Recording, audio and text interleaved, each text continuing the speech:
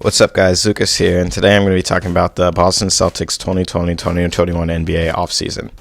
So let's go over their current roster. I'm going to put it up on the board, but I'm just going to talk about the impact guys who are actually going to play. So they have Jalen Brown, Aaron Naismith, Semi Ojeleye, Jayson Tatum, Marcus Smart, Jeff Teague, Daniel Tice, Tristan Thompson, Kemba Walker, Grant Williams, and Robert Williams.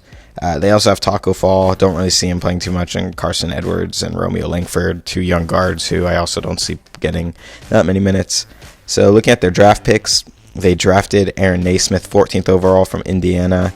He was an interesting player coming out because he was supposed to go a lot higher and was ranked higher coming out of high school, but had a foot injury that sidelined him for most of the year. But his shooting is undeniable. It's defensively, there's a little bit of a question, and can he develop outside of just a shooter? But even if he doesn't, I think he's going to be a useful player on this team because they lacked really anything off the bench, but shooting was one of them, especially from a wing. I don't think they had a wing backup player last year, so he's useful to have on this team. They needed a player like that, a 3-and-D guy off the bench, so I like the pick. Peyton Pritchard, pretty basic senior point guard. I think it's interesting how many young guards they have, so we'll see who actually plays out of those three, being Edwards, Pritchard, and Langford.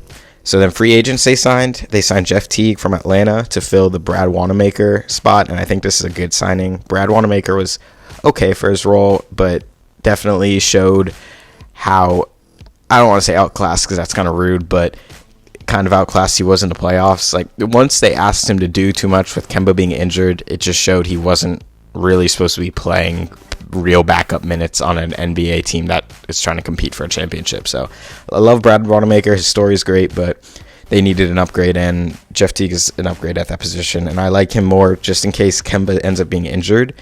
He could definitely play in the starting lineup with all that talent, Jayson Tatum, Jalen Brown, around him a lot better than Brad Wanamaker would have.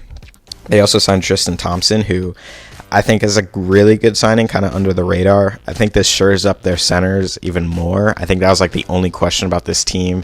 Now they have more questions losing Gordon Hayward, but now they have this rotation of Williams, Tice, and Tristan Thompson. So I think Thompson might start. It's between Tice and Thompson. I think Thompson's better. He's more switchable, rebounds better, good inside scorer. So I do like this signing. I think they have a really good big man rotation now, big man by committee, instead of like trading for Miles Turner. That was like the big thing. They could have gotten Miles Turner in the Gordon Hayward sign and trade to Indiana, but I like this more because it gives you more versatility instead of relying on one guy like Miles Turner, who even struggled to guard guys like Embiid. So, and you have to pay him a big number, unlike these guys. So that's why I like the Tristan Thompson signing. So other players on this team, they have Marcus Smart, who very good defensive guard, passing good. He's good at passing, good at ball handling in general. He's nice to have with a guy like Kemba because he can play on and off ball. He's gotten a lot better as a shooter and makes a lot of those winning plays that people talk about. Like, he's a very intangible guy.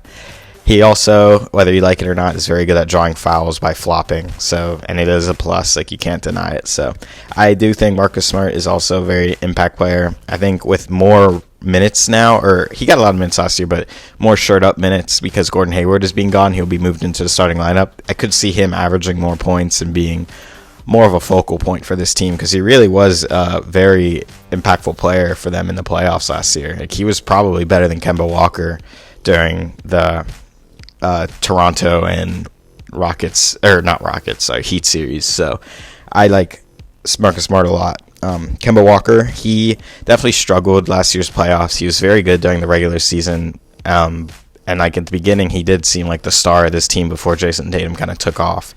But yeah, he definitely had troubles in the playoffs. He has a knee issue that doesn't seem to be healed yet, and it's becoming more and more concerning because he's had so much time to heal this knee, and it seems like some sort of long-term issue that can't be fixed. So that's very concerning for the Celtics, seeing that they just signed him to a 4-year max.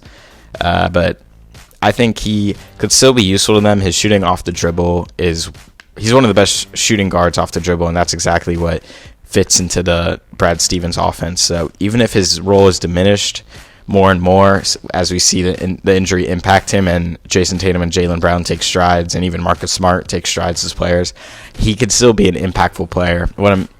The only concerning thing is defensively, like in the playoffs, he's going to be a liability just because of his size. People are going to hunt out switches for him.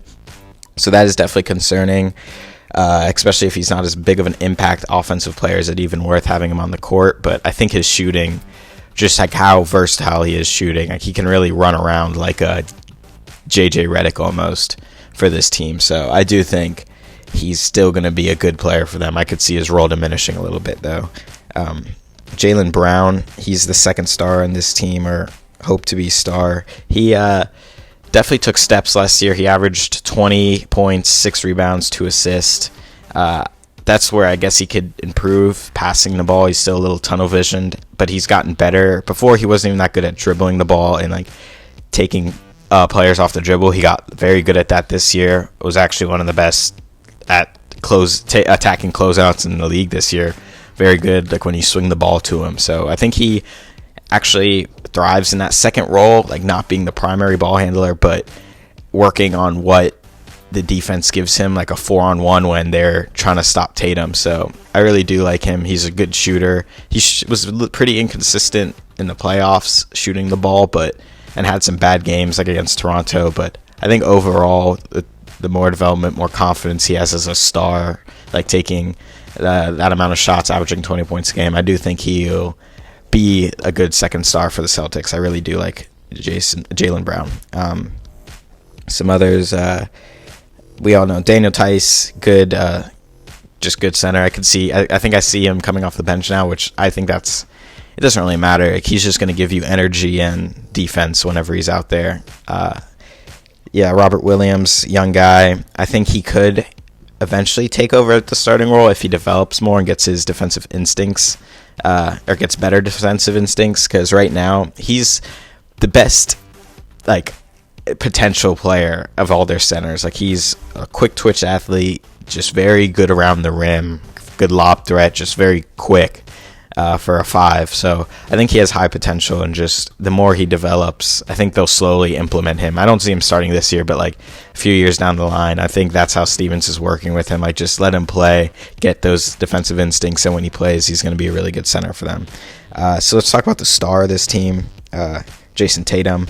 He was great last year, was a top 10 player in my opinion for the end and playoffs of last season. He averaged like 27, 5, and 6.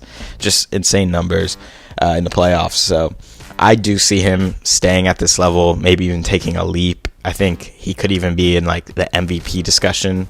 I really do like Jayson Tatum's game. With him, I always felt like it was a confidence thing, not a talent situation. Like, he just never had the confidence to take the shots he needed to, and he got into bad habits like taking long mid-range instead of going to the rim and like forcing the issue. He always had issues with that, like just taking what he wants instead of just, he would always default and do what the defense gave him, not take what he wants. He's not like an aggressive offensive player, if that makes sense.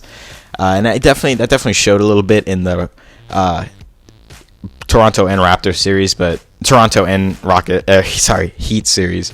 But definitely in the Raptors series, like that, or the Heat series, they did a lot of zone against them, making them think. And whenever Jayson Tatum had to think, his decision making definitely still needs to be improved. He's not great when he's the primary ball handler and has to make decisions passing the ball right now, but I think he could improve on that end, and I think he will. I see him being a top 5 player in the league at some point. So I believe in this team. I believe in Jayson Tatum. I think they will be a top 3 seed in the East. I think they have a good coach. They got a little deeper. I think while they probably got worse at the top, like they don't have a 5-man lineup like they did last year, I think they're deeper now with Daniel Tice or Tristan Thompson coming off the bench, along with Robert Williams, with Ish Smith, with Aaron Naismith. They're definitely a deeper team. So I think their record is going to look very different. I don't think they're going to finish worse, but I don't see this team winning the championship, but I see them competing in the East. That's where I fall on this team. So if you agree, disagree, tell me in the comments below. Like this, subscribe, and I'll see you guys next time. Bye.